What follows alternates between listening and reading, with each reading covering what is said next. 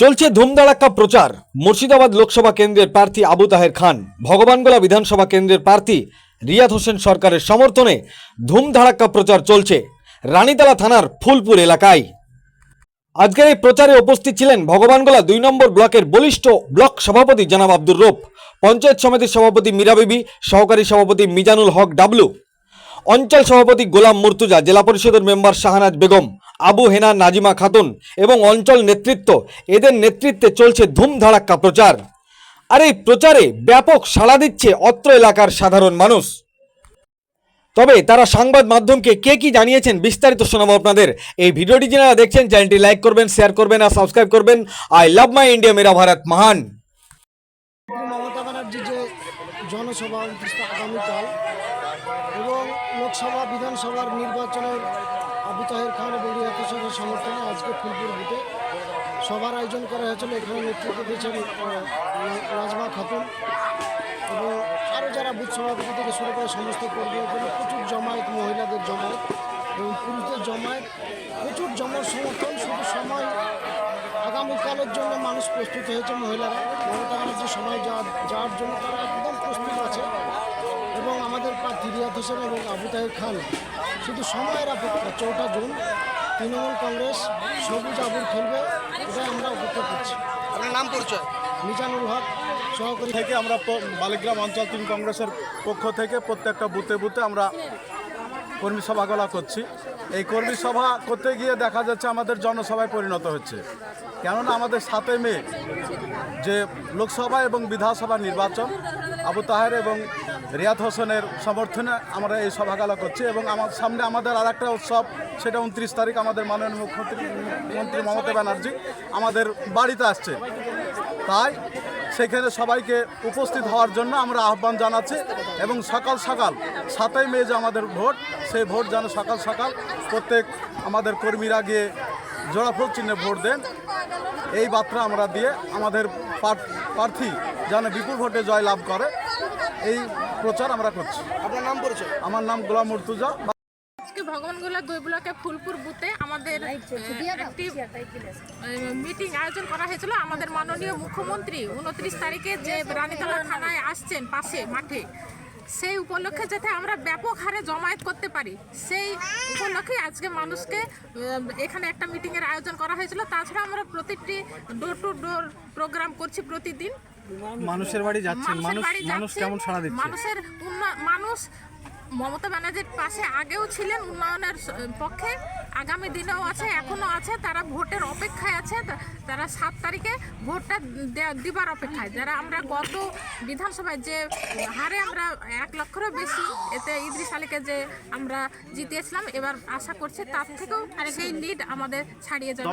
সকলের একটি বার্তা মানুষের কাছে আমরা পৌঁছে দিচ্ছি যে আমাদের 29 তারিখ দিদি আসছে। আমাদের খুব ভাগ্যবান আমরা দিদিকে পাচ্ছি। এমন হাজার মানুষ দিদির এখানে আমাদের যাবে। আমাদের আব্দুর রব ব্লক সভাপতির নেতৃত্বে প্রায় আমাদের 15 থেকে 20 হাজার ছাত্র, যুব, মহিলা, বিশেষ করে আমরা 7-8 হাজার মহিলা জমায়েত করব। আমাদের মহিলারা এত উৎসাহ, প্রত্যেক দিন প্রত্যেক মুহূর্তে ফোনে যোগাযোগ করছে যে কবে আসছে দিদি, আমরা কবে যাব, কোন টাইমে যাব, দিদিকে দেখব বা দিদিকে দেখার আমরাকে সুযোগ করে দিবেন। এই যে মহিলাদের এত উৎসাহ কেন? কারণ একটাই, যে মহিলাদেরকে দিদি লক্ষ্মী ভাণ্ডার 500 হনে বৃদ্ধি করে 1000 করে দিয়েছে। আজ দিদি যে কথা দিয়েছিলেন সেই কথা দিদি রেখেছে। এই মাসে মহিলারা আমাদের পেয়েছে। আমাদের মহিলারা এত উৎসাহিত হয়েছে যে মহিলারা আগে যাবে আমাদের দিদিকে ওয়েলকাম জানাতে।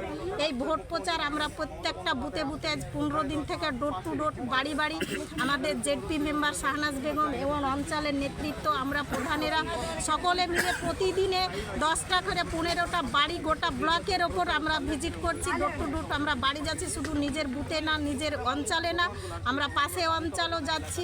আমরা মানুষের দুয়ারে পৌঁছে দিচ্ছি আমাদের মাননীয় মুখ্যমন্ত্রীর 72টা প্রকল্পের কথা। কারণ বিরোধীদের কোনো প্রকল্প নাই। বিরোধীরা যে ভোট প্রচারে যাচ্ছে কংগ্রেস সিপিএম জোট করে আর বিজেপি যাচ্ছে, ওরা কি উন্নয়নের কথা মানুষকে বলবে? কি উন্নয়ন ওদের হাতে আছে? আছে বা ওরা দিয়েছে।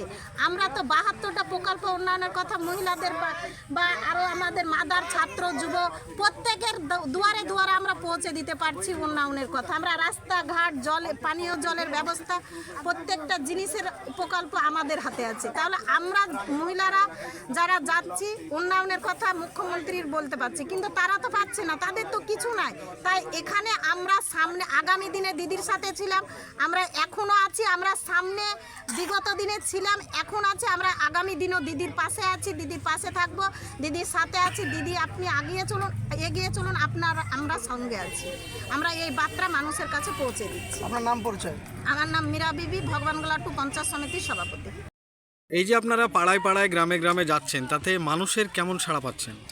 মানুষের কি বলবো, এক কথায় এত সাড়া পাচ্ছি যেটা 4ঠা জুন আপনারা তার প্রমাণ পেয়ে যাবেন। এক কথায় উত্তর এটাই। আগামী 29শে এপ্রিল হ্যাঁ, মাননীয় মুখ্যমন্ত্রী আসছেন, কত লোক যাবে আপনার অঞ্চল থেকে?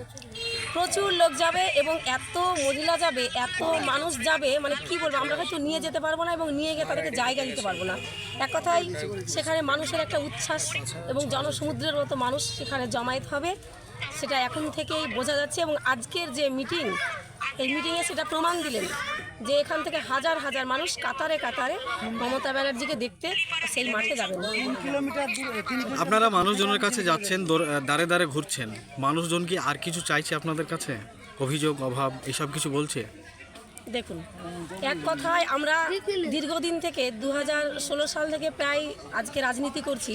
যার কথা না নিলেই না, আমাদের ব্লক সভাপতি আব্দুল রব সাহেব দীর্ঘদিন থেকে আমাদের ব্লকে নেতৃত্ব দিচ্ছেন। ওনার নেতৃত্বে আমরা যে কোনো প্রোগ্রাম করি, আমরা একটা শাখা সংগঠন করি, সেটা মহিলা সংগঠন, যিনি আমাদেরকে সম্পূর্ণ বটগাছের মতো ছায়া দেন, প্রত্যেকটা অর্থনৈতিকভাবে সমস্ত দিক থেকে সহযোগিতা করেন। এবং তার নেতৃত্বে আমরা মহিলারা নিজেরাও একটা ব্লাড ডোনেশন ক্যাম্প আমরা এর আগে করেছি এবং আমরা তার নেতৃত্বে বিভিন্ন প্রোগ্রাম করেছি এবং মানুষের কাছে বিভিন্ন প্রকল্প, যেগুলো আমরা আমাদের মাননীয় মুখ্যমন্ত্রীর যে প্রকল্প, সেগুলো আমরা প্রত্যেকটা মানুষকে করে দিয়েছি। এবং এখন মানুষের আগামী দিনে কোনো বার্তা নেই, মানুষের একটাই কথা যে আমরা সব কিছুই পেয়ে গেছি, আমরা দিদিকেই চাই, বারবার দিদিকেই চাই। দিদি যেন আমাদের পশ্চিমবঙ্গের মসনদ থেকে অন্য কোথাও না মানে সরে না যায় এবং দিদিকে আমরা প্রধানমন্ত্রীর আসনে দেখতে চাই। মানুষের এটাই কিন্তু বার্তা।